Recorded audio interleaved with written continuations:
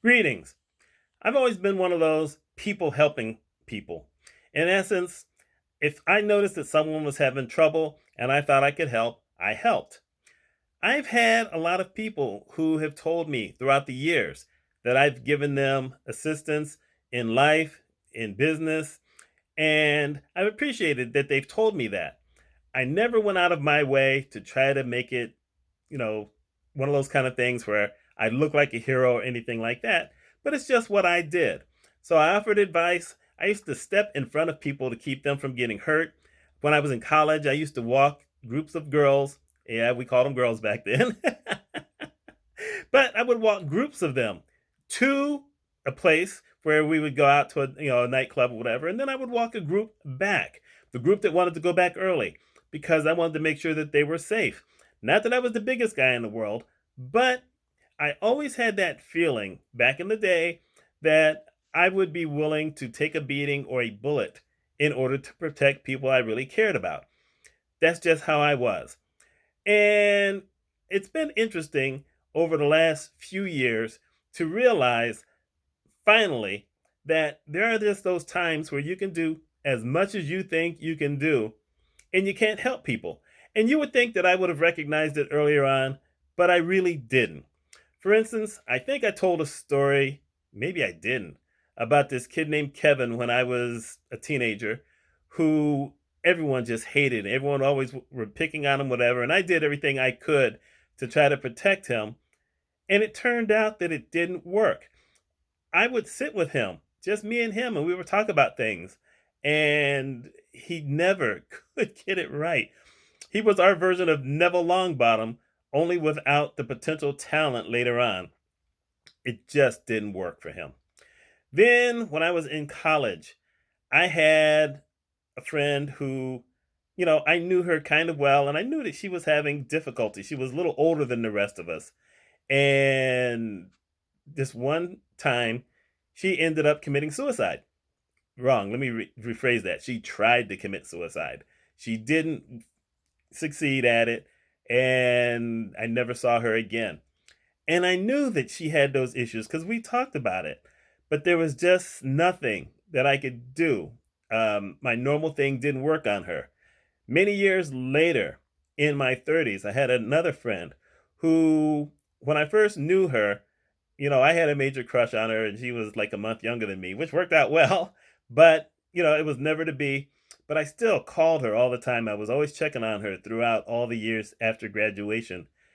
And then, a little over 20 years later, she ended up committing suicide.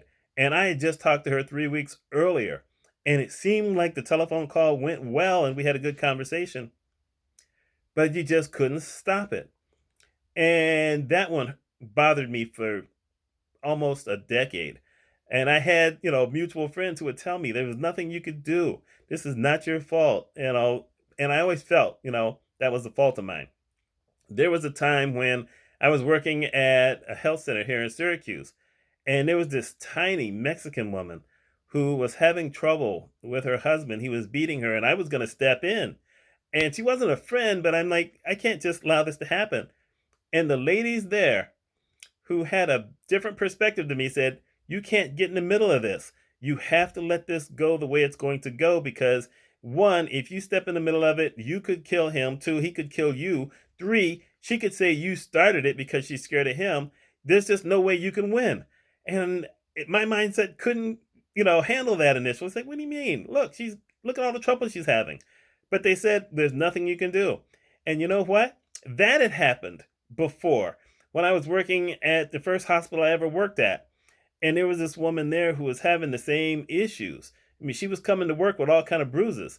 And it's just in the 80s. And unfortunately, in the 80s, when employers had an employee like that, they didn't try to help them. They let them go. And that was unfair. If you ask me, that was totally unfair. But that was the 80s. They didn't know what to do. There wasn't the kind of counseling that there is now. So truthfully, I don't even know if the counseling would have helped her at all. I tried to step in again. I had a secretary once. And when I first met her, she had a guy who she had broken up with, and he didn't feel like breaking up. And I'd had to call security to block him from, coming into the hospital of all things because she was scared of him. And I did whatever I could. And luckily, it did eventually end. But there was just a situation where I couldn't help. I didn't live in the area. I certainly couldn't help her at night. And that lasted for about 4 or 5 months before it finally dwindled. So, you get to learning eventually that there are things that you can't solve. You just can't help. Um, you might get lucky. A few years ago, for instance, I did a video. I think maybe at this point it might have been 6 years ago, 5 or 6 years ago, where there was a young man who had left a comment on someone else's YouTube channel, who I knew that guy, saying that he just wanted to kill himself. And so I did a video talking about how a lot of us at some point in our life maybe have that one thought. Luckily, I only had it one day, but you have that thought about, maybe I should just kill myself and be done with it. And, I was 16 years old, and luckily I didn't do it, but I did this video. And he came back and says, "Wow, I never knew that everyone had problems like this. I thank you for doing this video." Thing is, I never heard from that kid again. I hope that he didn't kill himself. I hope maybe I did something, but I don't know. The thing is that was the best I could do. I didn't know, like I said, I didn't know who he was. He had one of those names. I didn't know what it meant. I certainly wasn't going to be able to find him. He wasn't in this area. What was I going to do? Like hop in a car and drive across country and find this kid and say, "Here, go with me to counseling." But like I said, I didn't know where he was. So that was the best thing I could do.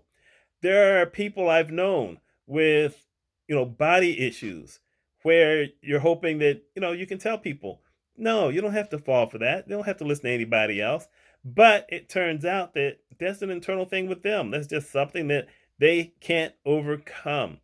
You know, the thing is that when you meet someone who has certain problems, you may think that it's just a new problem and something you can solve, but it could be something that has gone on for the longest time, even before you met them, way before you met them. You can't solve those problems. I've known multiple women who have had issues because their stepfathers or regular fathers molested them. There's just nothing you can do. Even trained counselors have difficulties handling that kind of thing. You think you can. The best thing you can probably do is listen, but after you've heard that same story over and over again for a whole bunch of times, and you're not a counselor, even if they're your best friend, that gets to be a difficult downer. You hate to say that, but it's true. There's nothing you can do to help. You can be there to listen. And if you can handle it, fine. But if you can't at a certain point, it comes down to you got to take care of yourself. And, here I am now, 61 years old. I've done a lot of videos on this channel with my intention to help.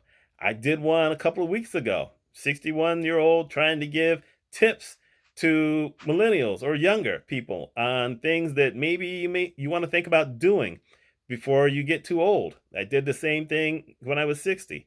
I'm still trying to help. I have my other channel talking about leadership and diversity. I'm trying to help. But I recognize that I can only go so far. I can only put the message out there. I can only give the tips, but I can't really solve all the problems. I can give you suggestions. Like I said, I've had a few friends who have actually nicknamed me the guru. I didn't nickname myself that. That's how come I've never used it here. But I thought, well, yeah, it was a nice thing. Thank you for that. I do what I can. And I also recognize that I have helped a lot of people. There's been some people who have seen the videos and thanked me for that. There's been a lot of people throughout the years in my personal life who have thanked me for offering some kind of assistance. Now, I'll tell you the truth, I have rarely been the moving friend. If any of you remember Seinfeld, where they said, yeah, we're friends, but we're not moving friends. I've rarely been the moving friend because I've had a bad back since I was 30 years old. So I'm not the moving friend. But pretty much everything else, I've given it a shot. Probably at this point, because I take care of mom, I won't be taking a bullet for anyone else. Yeah, my one friend thanked me for that the one night that I was ready to do it. But now it ain't going to happen. So I guess I'm lucky I don't have any kids because, if you have kids, that's probably one of those things you think about. Anyway, Let me know. Do you try to help people? Have you realized that there may be times where you just can't help someone? Are you good with it? Let me know. My name is Mitch Mitchell. I hope you all have a wonderful day.